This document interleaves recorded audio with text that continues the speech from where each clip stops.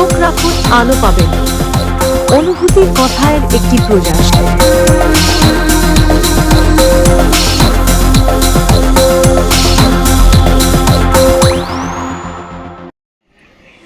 আনুষ্ঠানিকভাবে প্রকাশিত হলো অনুভূতির কথায় কৃষ্টিগত সাময়িকী।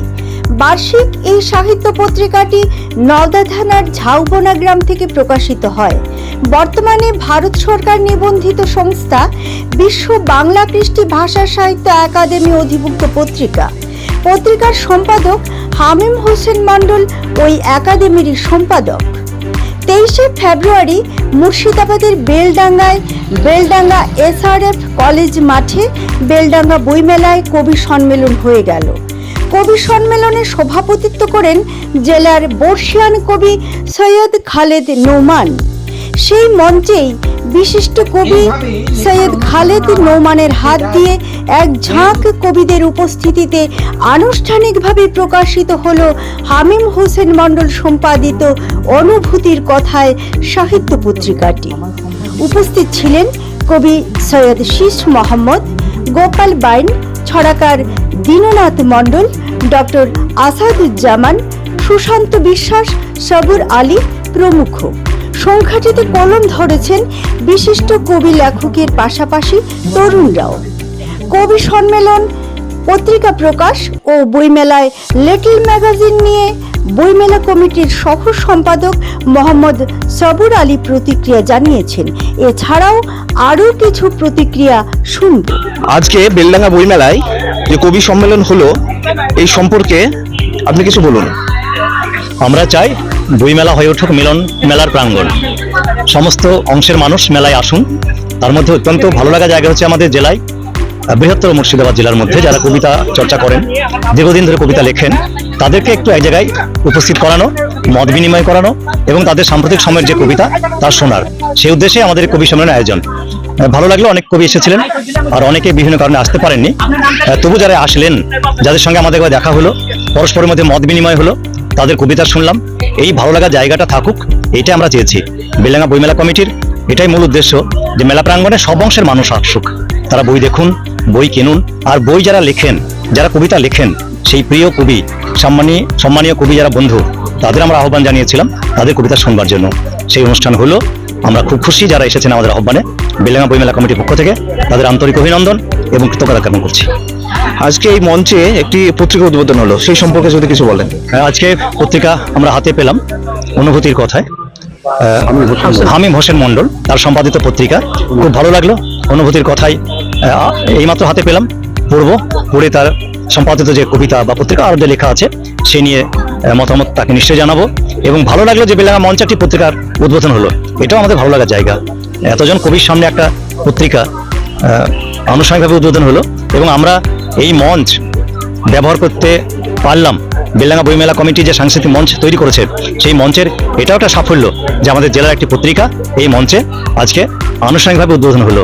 আশা করবো এই পত্রিকা আগামী দিনে আরও উত্তরোত্তর সাফল্য লাভ করবে এবং আগামী দিনে এসে আমাদের মেলা প্রাঙ্গণকে এই সম্পাদক এবং তার পত্রিকার সঙ্গে সম্পর্কিত যারা লেখক আছেন সবাইকে আমরা আহ্বান জানাবো আগামী দিন মিলে এই পত্রিকার যে গোষ্ঠী তারাও বইমেলায় আসবেন, বইমেলা প্রাঙ্গণে আসবেন, তাদের সঙ্গে আমাদের আলাপ হবে, মত বিনিময় হবে এবং আমরা তাদের সম্পাদিত পত্রিকা পড়ে সমৃদ্ধ হব, এই প্রত্যাশা রাখছি। আমাদেরকে অনেক লিটল ম্যাগাজিনের সম্পাদক জানিয়েছেন যে বইমেলা থেকে অনেকে হয়তো ডাক পান না, লিটল ম্যাগাজিন প্যাভিলিয়নে থাকে। তো এই মেলা থেকে আপনাদের কি ভাবনা, চিন্তা ভাবনা যে লিটল ম্যাগাজিন যে স্টল থাকে সেই সম্পর্কে, এলাকার যে সমস্ত লিটল সাহিত্য ম্যাগাজিন আছে সেই সম্পর্কে? না, আমরা তো লিটল ম্যাগাজিনের জন্য একটা স্টল রাখি যেখানে অন্ততপক্ষে 7-8টা পত্রিকা রাখা সম্ভব। আমরা সবাইকে আহ্বান জানাই, তবে আহ্বান আমাদের সব জায়গায় গিয়ে পৌঁছায় না, এটা হতে পারে, কিন্তু আমরা মানসিকভাবে চাই যে যারা লিটল ম্যাগাজিন সম্পাদিত করেন, এই কাজ খুব কঠিন, আমরা তাদেরকে এই সুযোগটা দিতে চাই যে তারা আমাদের মেলায় আসুন, লিটল ম্যাগাজিন যে প্যাভিলিয়নটা আছে সেখানে তারা বসুন, তাদের পত্রিকা রাখুন, তাদের পত্রিকার লোকে এসে দেখুক, কিনুক, এটা আমরা চাই। হয়তো আমাদের কোথাও ত্রুটি আছে বা খামতি আছে, সেখানে মানে কোনো যদি লিটল ম্যাগাজিন এলাকার কেউ যদি যোগাযোগ করে তাহলে করতে পারে। অবশ্যই লিটল ম্যাগাজিনের যিনি বলবেন যে আমাদের টেবিল দরকার, আমি তৎক্ষণাৎ তার ব্যবস্থা করে দিতে পারবো। আমাদের যারা কমিটির সদস্য আছেন তাদের কাছে পরামর্শ নিয়ে, মতামত নিয়ে তাদের বসবার ব্যবস্থা করে দেবো, এ ব্যাপারে কোনো প্রশ্ন নাই। লিটল ম্যাগাজিন যারা করেন তারা সবাই আমাদের মেলাতে স্বাগত।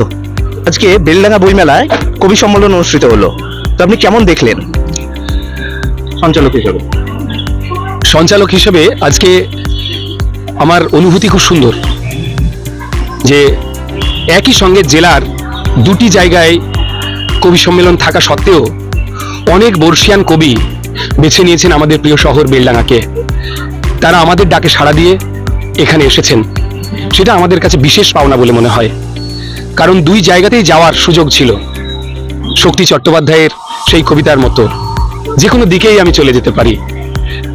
তো আমাদের প্রিয় বেলডাঙ্গাকেই তারা বেছে নিয়েছেন এবং তারা জেলার খুব গুণী কবি, বিশিষ্ট কবি, পাশের জেলা থেকেও এসেছেন আমাদের ডাকে সাড়া দিয়ে।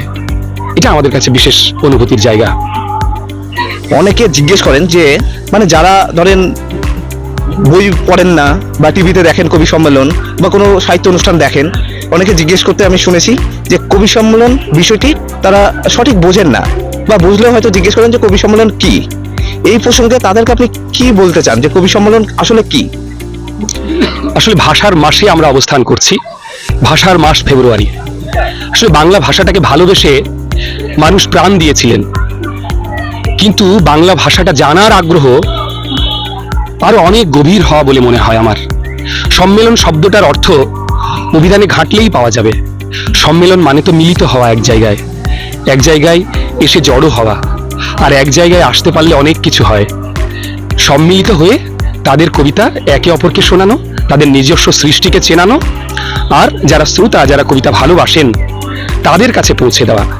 স্রষ্টা যখন শ্রোতার কাছে কবিতা পৌঁছে দিতে পারেন, যে কোনো সন্তান জন্ম দেওয়ার পরে অনেক বেল যন্ত্রণা ভোগ করে যেমন একজন মা সন্তান জন্ম দিয়ে আনন্দ উপভোগ করেন, তেমনি একটা সৃজিত কবিতা সেটা শোনানোর পরেও কবির সেই রকমই আনন্দ হয়। তাই তারা কবিতা পড়তে আসেন, কবিদের সঙ্গে পরিচয় করতে আসেন, নতুন নতুন কবিতা শুনতে আসেন, আর সবচেয়ে বড় পাওনা নতুন যারা লিখছেন তাদের লেখার সঙ্গে সম্পর্কিত হওয়া। এইভাবে সম্মিলিত হয়ে এলাকার বিভিন্ন কবিরা একে অপরের সঙ্গে পরিচিত হন, তাদের কবিতার বিনিময় হয়। এই শক্তিশালী অনুভূতির মানুষই তো কবি হতে পারে। এই অনুভূতির শীল মানুষগুলো যদি এক জায়গায় হতে পারেন, তার চেয়ে বড় পাওনা আর কি হতে পারে।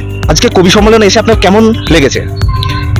কবি সম্মেলনে আসতে পেরে আমি নিজেকে ধন্য মনে করছি এবং এই বইমেলা যে কমিটি তাদেরকে অনেক ধন্যবাদ। খুব ভালো লাগলো। আজকে জেলার বিশিষ্ট কিছু কবি এবং সাহিত্যিক উপস্থিত হয়েছিলেন, তাদের সঙ্গে ভাব বিনিময় করতে পারলাম, তাদের সঙ্গে কথা বলতে পারলাম। পরিচিতির জগৎটা যেমন বৃদ্ধি হলো, কিছু খুব ভালো কবিতা শুনে নিজেকে সমৃদ্ধ করলাম। আমি বেলডাঙ্গার বাসিন্দা, এখান থেকে এসেছি।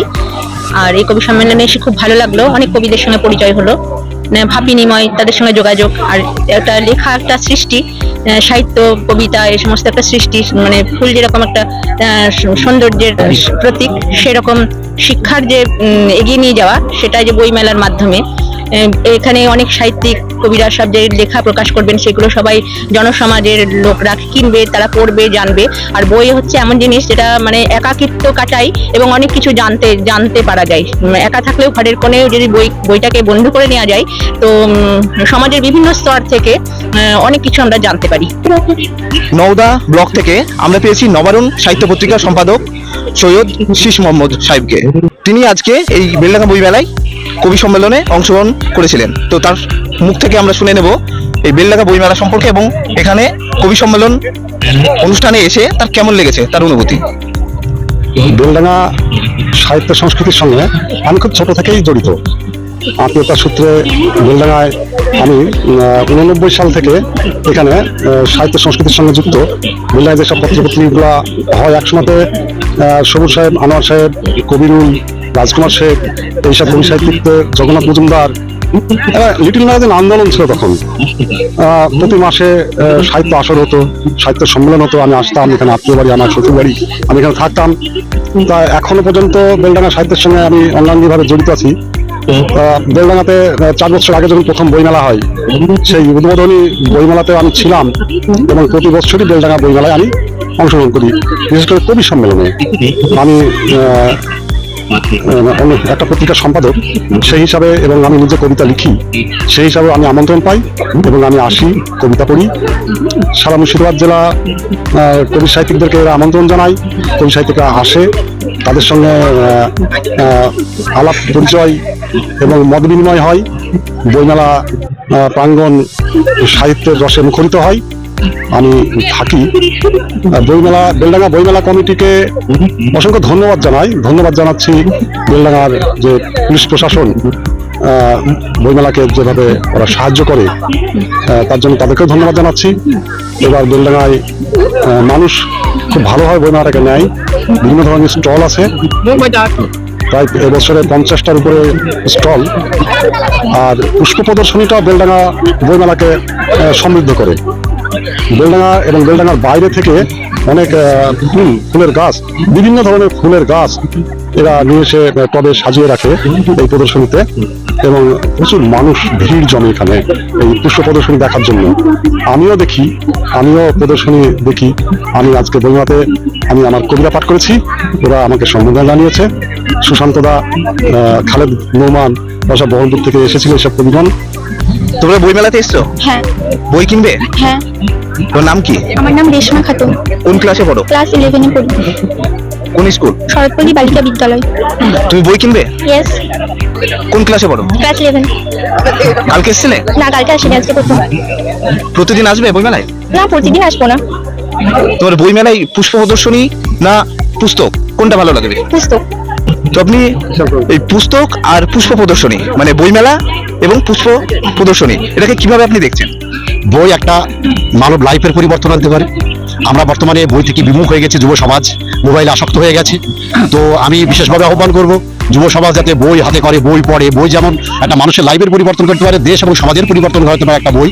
তো আজকে বইমেলা যে কবি সম্মেলন হলো, সেখানে আমি অ্যাটেন্ড করেছিলাম। সত্যিই খুব ভালো লেগেছে। কবিদেরকে আমি আমার অন্তর থেকে অনেক কুর্নিশ করি, যারা সমাজের পরিবর্তন ঘটেছে। বিদ্রোহী কবি নজরুলের যে কবিতায় দেশপ্রেমের যে গান গেয়েছিল, সেই জন্য বই যত সুন্দর, পুষ্প তত সুন্দর। পুষ্প একটা মানুষের মনকে পবিত্র এবং সিদ্ধ করে, বইও তার মনের পরিবর্তন ঘটায়। এভাবে আমি দেখি। আজকে যে কবি সম্মেলন হলো সেখানে আপনি আবৃত্তি করলেন, তো আপনার কেমন লেগেছে? খুব সুন্দর লেগেছে, এবং কবিদের যেসব লিখনী তারা পাঠ করেছে সেগুলো খুব সুন্দর, বাস্তবের সঙ্গে খুব সামঞ্জস্যপূর্ণ। আমি মনে করি এই সব অনুষ্ঠান প্রত্যেকে শোনা উচিত।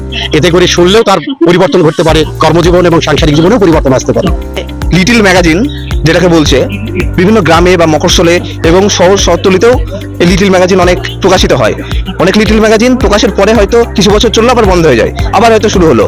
তো আপনি লিটল ম্যাগাজিন যারা সম্পাদনা করেন তাদের উদ্দেশ্যে কি বার্তা দিতে চান, বা লিটল ম্যাগাজিনের পাঠকদেরকে বা পাঠক আনার জন্য কি বার্তা দিতে চান? লিটল ম্যাগাজিন খুব গুরুত্বপূর্ণ একটা সাবজেক্ট সমাজে, বিশেষ করে ছোটদের যে ম্যাগাজিন, তাদের লিখনী তারা উদ্বুদ্ধ হবে, তা সেই ম্যাগাজিনগুলি যাতে মানে চলতেই থাকে, এই প্রয়াসটা করা সবার উচিত। তবু অর্থনৈতিক দিক থেকে আমাদের মনে হয় সার্বিকভাবে সমাজের সমস্ত লোক সেই ম্যাগাজিনের পাশে দাঁড়ানো উচিত, যাতে করে নতুন প্রজন্ম লেখার দিকে এগিয়ে যেতে পারে। বাংলা ভাষাকে বিশ্বের দরবারে মানে গর্বের সঙ্গে তুলে ধরার জন্য এই ম্যাগাজিনগুলি খুব প্রয়োজন, এবং ছেলেদের লেখার যে স্পৃহা সেটাকে উদ্বুদ্ধ করে এই ম্যাগাজিন, লিটল ম্যাগাজিন, এটা সমাজে খুব প্রয়োজন। যদিও যারা ম্যাগাজিন প্রকাশ করে হয়তো অর্থনৈতিক সমস্যার জন্য মাঝে মধ্যে বন্ধ হয়ে যায়, কিন্তু আমাদের প্রত্যেকের উচিত সেখানে সহযোগিতার হাত বাড়িয়ে দেওয়া, যাতে ম্যাগাজিনগুলি চলতেই থাকে। সব কিছুর বিষয়ে যেমন সুবিধা আছে অসুবিধাও আছে, সেরকম কোনো কিছু যেমন উপকারেও আসে অপকারেও আসে। তো লিটল ম্যাগাজিন সম্পর্কে এরকম মানে আপনার ধারণা কি বা অনুভূতি? দেখেন, লিটল ম্যাগাজিন আমি আশা করি এতে কোনো অপকার আসবে না, উপকারই আসবে বরঞ্চ, মানে অপকারিতার দিকে আমি কিছু লক্ষ্য করছি না। তোমরা কি পড়াশোনা করো? হ্যাঁ, আমরা বেলাঙ্গা ডিস্ট্রিক্ট মিশনে পড়ি 9 এ। তোমরা বই কিনবে? হ্যাঁ, 4-5টা কিনে। লিটল ম্যাগাজিন বা সাহিত্য পত্রিকা তোমরা পড়ো? না। পড়ো তোমরা? না, আমরা পড়ি না। লিটল ম্যাগাজিন সম্পর্কে জানো বা সাহিত্য পত্রিকা? না, জানি না। জানার কি চেষ্টা করো? হ্যাঁ, আমরা জানার চেষ্টা করি। তোমরা কি বই মেলাতে গিয়ে লিটল ম্যাগাজিন খোঁজো বা প্যাভিলিয়ন খোঁজো, লিটল ম্যাগাজিনের স্টল খোঁজো? হ্যাঁ, আমরা বইমেলাতে লিটল ম্যাগাজিনের স্টল খুঁজি, পেলে আমরা এটা কিনবো। তোমাদের গল্প, কবিতা, উপন্যাস, নাটক কি পছন্দ করো তোমরা? আমাদের নাটকটা বেশি ভালো লাগে। নাটকটা শুনতে, দেখতে না পড়তে ভালো লাগে? পড়তে। নাটক পড়তে ভালো লাগে? নাটক পড়তে ভালো লাগে। কবিতা ভালো লাগে না? কবিতা অত ভালো লাগে না, কিন্তু মোটামুটি ঠিক আছে। মানে মোবাইলে পিডিএফ বা ই পত্রিকা হয় সেগুলো পড়ো? হ্যাঁ, মাঝে সাঝে যদি এগুলো স্ক্রিনে আসে তাহলে এগুলো পড়ি আমরা, ওগুলো খুব পড়তে ভালো লাগে। খবরের কাগজ পড়ো? না, আমাদের মিশনের সুবিধা নেই।